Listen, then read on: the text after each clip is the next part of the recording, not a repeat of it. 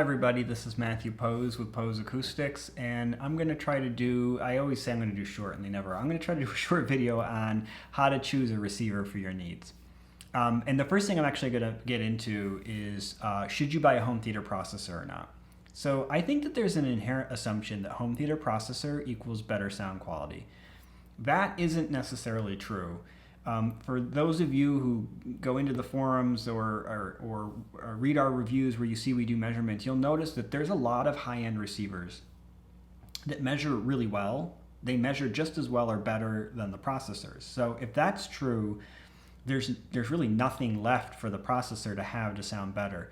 So I actually have the Marantz AVR or AV7706. And that is based on the same chassis or platform as the 7 Series Marantz receiver.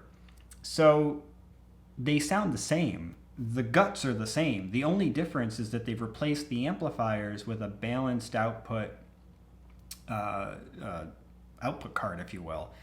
Now you might say, well, that might improve sound. Maybe. The measurements suggest that the two were basically the same, and that it doesn't have any more voltage output that I was able to measure, or on the AV7705 a bunch of people measured it. We all saw the same thing. It just didn't have any more to give.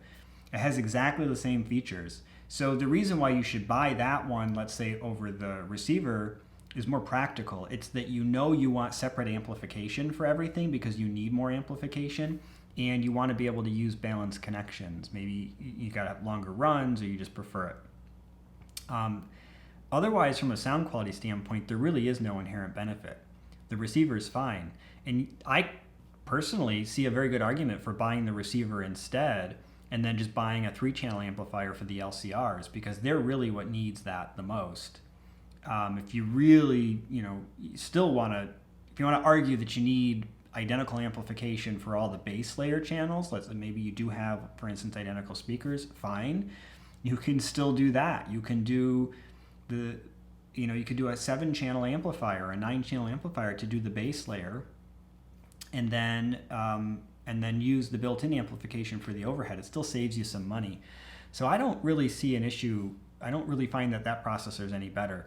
The 8 series processor that they make, again, it's the same platform as the 8 series receiver, so the two tend to sound about the same. The amplifiers built into that receiver are actually pretty decent. So again, if you just need more power, get a more powerful amplifier. Which gets us back into the question of how to pick a receiver. You should match it to your needs with a little bit of forward thinking.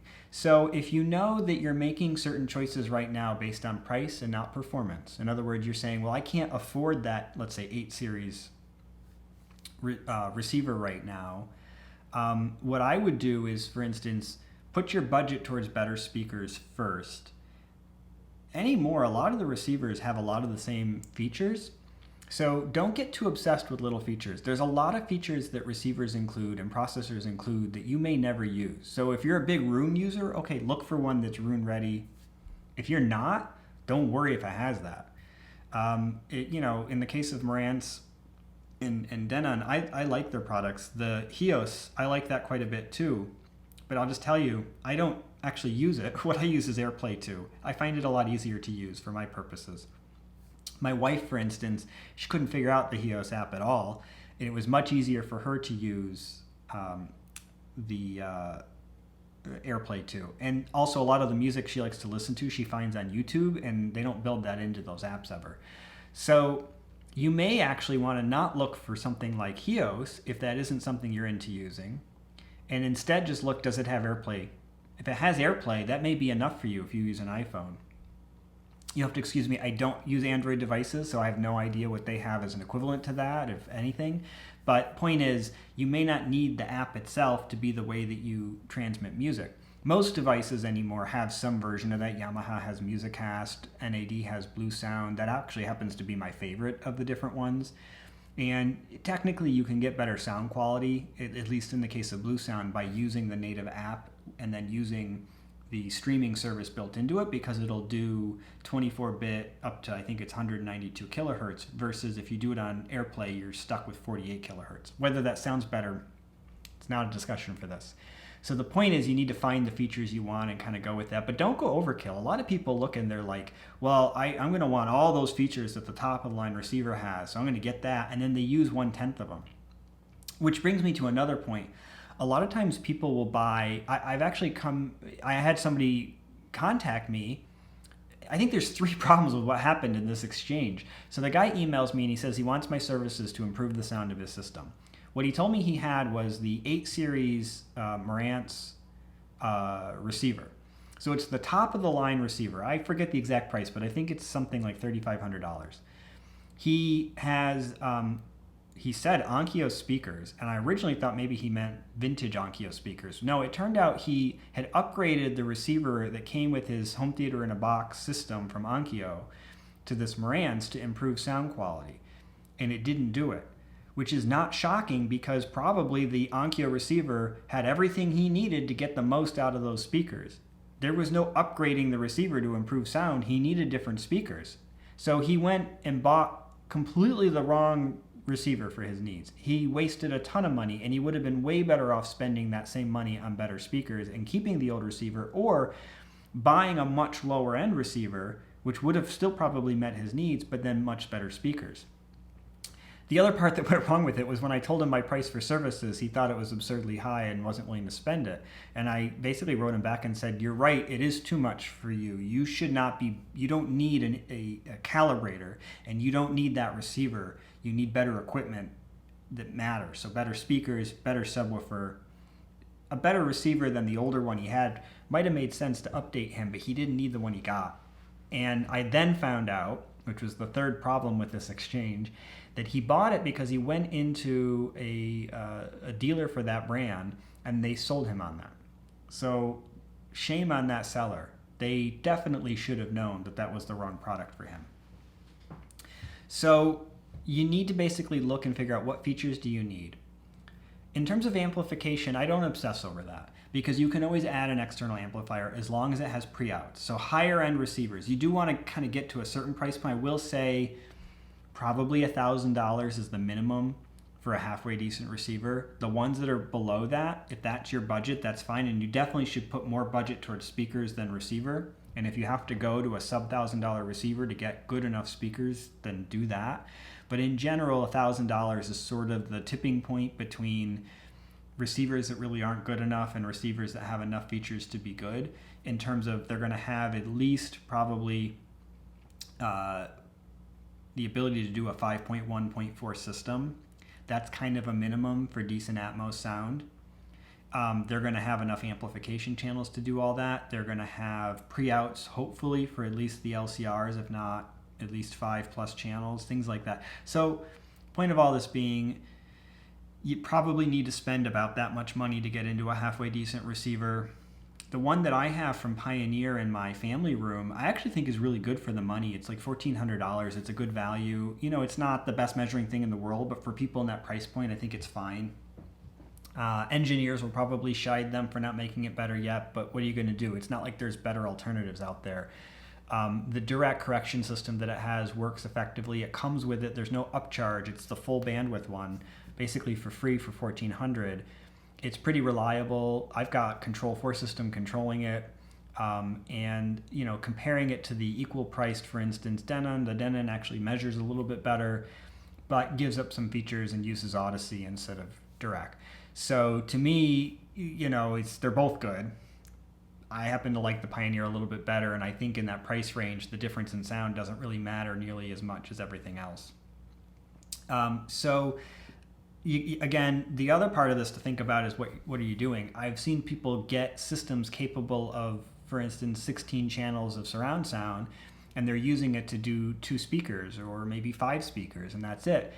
And that's kind of overkill too. So unless there was some specific feature that receiver or processor had that you really wanted or needed, that was sort of a waste of money. And probably that money would have been better used for something else. There had to have been something else you needed that would have made more sense for. So you got to identify, like, what do you need? Is this going to be a 5.1.4 system or 5.1.2? Is it going to be a 7.1.4? You know, as you get into higher channel counts, you are going to need to get a better receiver. But I've also talked about a different issue, which is that a lot of people do too many channels because they think it's going to give them better sound. I'll just say this, if you're even remotely concerned about cost and you're looking at these prices and they're giving you pause, then you should be lowering your channel count, because it also means you're probably making compromises in places you shouldn't in order to get that higher channel count. So don't go and buy the top of the line receiver and then go buy cheaper speakers, because you've made things worse. You got to buy a receiver that's good enough to meet your needs, buy better speakers, reduce the channel count. So again, like, you don't want to be looking at this and saying, well, to go back to the Pioneer example, you've got the 305 and the 505. The 505 has an additional, I think it's 2 or 4 channels, so I can do a higher channel count system. It's an extra, I think it's an extra $300. So let's do that. Well, yeah, but it's $300 plus. Now you've got to add the extra speakers. That's going to maybe end up being an extra $1,000. If you look at all that and say, well, now I'm $1,000 over budget, so I need to cut it by $1,000, you're going to cut the $1,000 from the speakers, not the receiver, because you can't cut that from the receiver. And now you've made the system worse by adding more channels. So that doesn't make any sense. What you really want to be doing is picking the right receiver for the job, thinking a couple years in advance, but keep in mind, receivers don't typically stay up to date and last much more than 5 years. The general rule for electronics is actually 3 years. So businesses, for instance, will usually use a 3-year cycle for computers. Some of that relates to warranty. Some of that relates to the assumption that they become out of date or unreliable past that point. Doesn't mean they automatically replace or upgrade everybody's computer, but that's often kind of a standard. Receivers will do a little bit better than that, but once a receiver gets to be more than 5 years old, it's likely going to be out of date in the sense that it probably isn't supporting the newest HDMI standards, it's not supporting the newest surround decoding standards, and we can just assume that a lot of the electronics have started to get to a point where they're more likely to fail.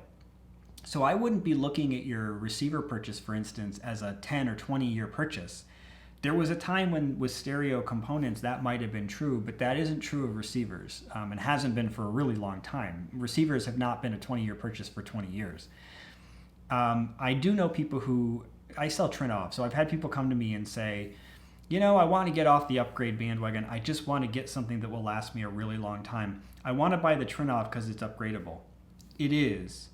You could buy a whole lot of top-of-the-line receivers for what it costs to buy the Trinnov and what it costs to buy those upgrades. So you don't buy the Trinnov because it's future-proof. That's just a nice benefit at that price point for that product.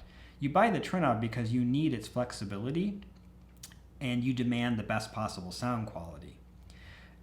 So it doesn't make sense to buy these higher-end products because, for instance, they can be upgraded. You're going to probably end up being in a position where, as I said, in about 5 years, you'll be looking to buy a new one. So from a future-proofing standpoint, think about your needs over the next 5 years. Pick the lowest end receiver that meets all of your needs, unless price is not an object for you. Then you want to make sure that you're picking speakers that are the best possible speakers that fit in your budget. And I would reduce your channel count to get better speakers. Again, you can upgrade.